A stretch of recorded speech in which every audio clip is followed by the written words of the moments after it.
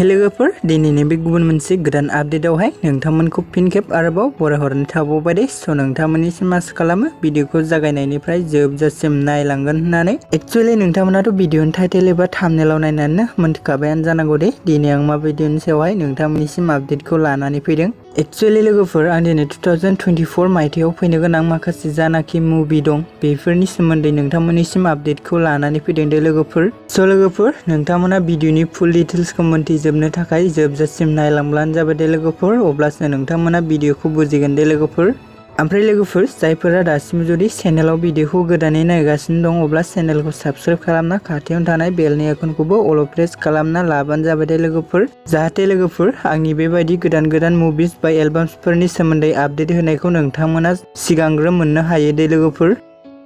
Actually लोगोफोर जा first आपडेटआवनो दं लेहेर फिल्म प्रडाक्शन बेनारनि आन्डाराव फैनो गोनां मोनसे आबुं बर' सावथुन, जाय सावथुननि मुङानो जादों दाहाल दे लोगोफोर। एक्चुअली लोगोफोर जा लेहेर फिल्म प्रडाक्शन इउटुब चेनेला दाहाल आबुं बर' सावथुननि अफिसियेल ट्रेलार भिडिअखौबो माखासे सान सिगांसो रिलिज खालामना होबाय दे लोगोफोर। स' लोगोफोर जायफोरा दासिमबो जुदि बे दाहाल आबुं बर' सावथुननि अफिसियेल ट्रेलार भिडिअखौ नायाखै अब्ला नोंथांमोना लेहेर फिल्म प्रडाक्शन इउटुब चेनेलाव थांनानै नायहैबानो जाबाय दे लोगोफोर। एक्चुअली लोगोफोर जाहा बे भिडिअआ बिथां पंकज लाहारी डाइरेक्टरनि नाजानायाव जोनोम मोननाय दे लोगोफोर। ओमफ्राय लोगोफोर जों बे भिडिअआव गाहायै फाव खालामनायखौ नुनो मोन्दों लिंसार बसुमतारीजों लोगोसे हेलिना दैमारी दे लोगोफोर। आरो लोगोफोर बिथांमोनजोंनो लोगोसे जों बे भिडिअआव गाहायै फाव खालामनायखौ नुनो मोनबावदों नेरसोन, लीना आरो बिग्राय दे लोगोफोर। आरो लोगोफोर जों बे दाहाल आबुं बर' सावथुनाव बर'फोरनि गोजाम आरो गोदान आर्टिस्टफोरनि जों गोबां फाव खालामनायखौ नुनो मोन्दों दे लोगोफोर। स' लोगोफोर जायफोरा दासिम जुदि बे दाहाल आबुं बर' सावथुननि अफिसियेल ट्रेलार भिडिअखौ नायाखै अब्ला नोंथांमोना थाबैनो नायहैबानो जाबाय दे लोगोफोर।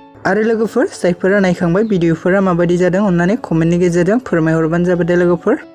स' लोगोफोर नेक्स्ट आपडेटआव दं आरएन फिल्म प्रडाक्शन बेनारनि आन्डाराव फैनाय आरो बिथां रबि नार्जारिनि नाजानायाव जोनोम मोननाय मोनसे आबुं सावथुन। स' लोगोफोर जाय सावथुननि मुङानो जादों थैसाम दे लोगोफोर। एक्चुअली लोगोफोर जोंहा बे थैसाम 2 आबुं बर' सावथुनखौ गोबां सिनेमा हल बायदिफोराव रिलिज खालामना होबाय दे लोगोफोर। एक्चुअली लोगोफोर बे थैसाम 2 आबुं बर' सावथुनखौ सोर सोर नायखो कमेन्टनि गेजेरजों फोरमायहरबानो जाबाय दे लोगोफोर। ओमफ्राय लोगोफोर नोंथांमोनाथ' गोबाङानो मिन्थिखायोआनो जानांगौ दे लोगोफोर बे भिडिअआवहाय जों गुबै सोर सोरनि फाव खालामनायखौ नुनो मोन्दों।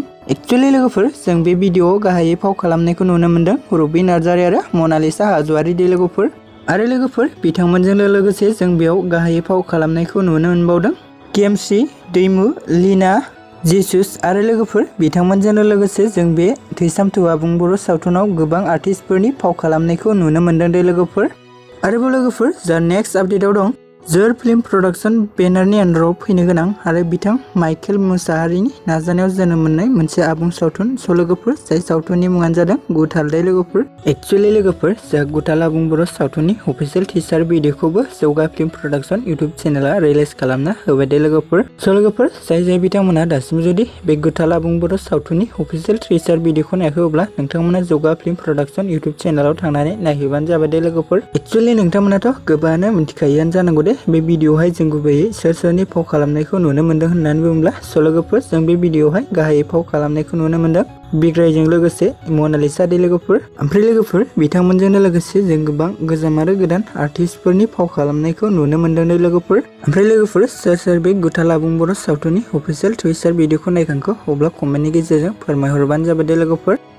ओमफ्राय लोगोफोर जा नेक्स्ट आपडेटआवनो दंबावो बारमोदै फिल्म प्रडाक्शन ससाइटि प्रेजेन्ट बेनारनि आन्डाराव फैनो गोनां आरो डाइरेक्टर बिथां मिथुन ब्रह्मनि नाजानायाव जोनोम मोननाय मोनसे आबुं सावथुन। स' लोगोफोर जाय सावथुननि मुङानो जाहैदों बेनोथ' संसार दे लोगोफोर। ओमफ्राय लोगोफोर जाहा एमबि फिल्म प्रडाक्शन इउटुब चेनेला बेनोथ' संसार आबुं बर' सावथुननि अफिसियेल ट्रेलार भिडिअखौबो माखासे सान सिगांसो रिलिज खालामना होबाय दे लोगोफोर। स' लोगोफोर बेनिखायनो जाय बिथांमोना दासिम जुदि बे अफिसियेल ट्रेलार भिडिअखौ नुवाखै अब्ला नोंथांमोना एमबि फिल्म प्रडाक्शन इउटुब चेनेलाव थांनानै नायहैबानो जाबाय दे लोगोफोर। एक्चुअली लोगोफोर जों बे भिडिअआवनो गाहायै फाव खालामनायखौ नुनो मोन्दों मिथुन आरो मनिषा दे लोगोफोर। आरो लोगोफोर बिथांमोनजोंनो लोगोसे बेयाव गाहायै फाव खालामनायखौ नुनो मोनबावदों राजिब आरो अले दे लोगोफोर।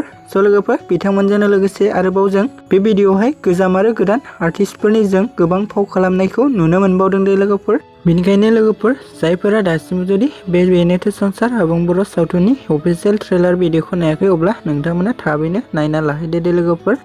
आरोबाव लोगोफोर जा नेक्स्ट आपडेटआवनो दं अलंबार फिल्म प्रडाक्शन प्रेजेन्ट बेनारनि आन्दाराव फैनाय आरो डाइरेक्टर बिथां प्रबिन गयारीनि नाजानायाव जोनोम मोननाय मोनसे आबुं सावथुन लोगोफोर, जाय सावथुननि मुङानो जादों जोहोलाव जांगिलादै लोगोफोर। एक्चुअली लोगोफोर सोर बे भिडिअनि ट्रेलार एबा फुल मुभिखौनो नुखो अननानै कमेन्टनि गेजेरजों फोरमायहरबानो जाबाय दे लोगोफोर। ओमफ्राय लोगोफोर जों बे भिडिअआवनो गाहायै फाव खालामनायखौ नुनो मोनदों अलंबार गयारी बिथांजों लोगोसे फुजा बर'दे लोगोफोर।